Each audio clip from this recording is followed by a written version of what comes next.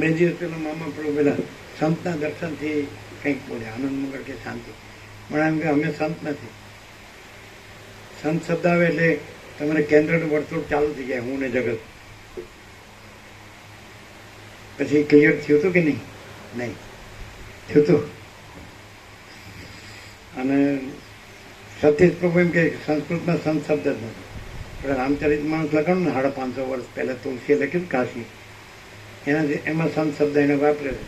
એટલે બધાને એ થવાનો શોખ ફાટી ગયો, હું સંત છું. સમજે? નહીં તો સંસ્કૃતમાં સંત શબ્દ નથી.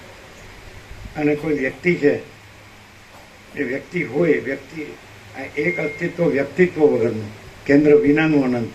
એટલે એમાં ઈશ્વરે ન હોય ને, કોઈ ભગવાને ન હોય ને, બ્રહ્મે ન હોય ને, આત્માએ ન હોય ને, ચિદાકાશે ન હોય ને, સચ્ચિદાનંદ ન હોય ને, એમાં કાંઈ ન હોય. હું ન હોય એટલે કાંઈ ન હોય. અને એ અનંત સુધી ચિદાકાશ પોતે છે અને બીજું કાંઈ નથી, બીજું કાંઈ થતું નથી. સમજે? તો એને સંત ન કહેવાય, કારણ કે એમાં કોઈ નથી. અને જે કોઈ દેખાતું હોય ભ્રાંતિ, તો એ સંત ન કહેવાય. પછી અગણબમ તો કહેવાય જ નહીં. સંત નો કહેવાય પછી અગણબમ તો કહેવાય જ નહીં. બરાબર? અગણબમ એટલે એમને શબ્દ બનાવી દીધો, એટલે કોઈ વાતમાં સમજે નહીં. અને પાછું કે હું બધું જાણું.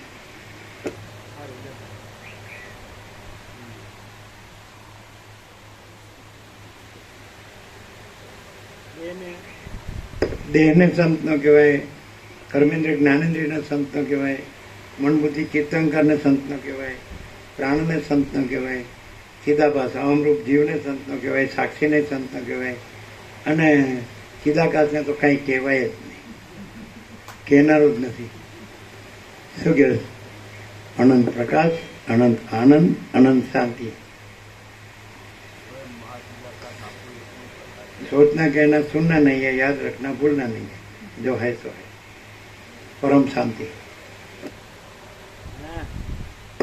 परम चैतन्य, परम कैवल्य, परम शांति.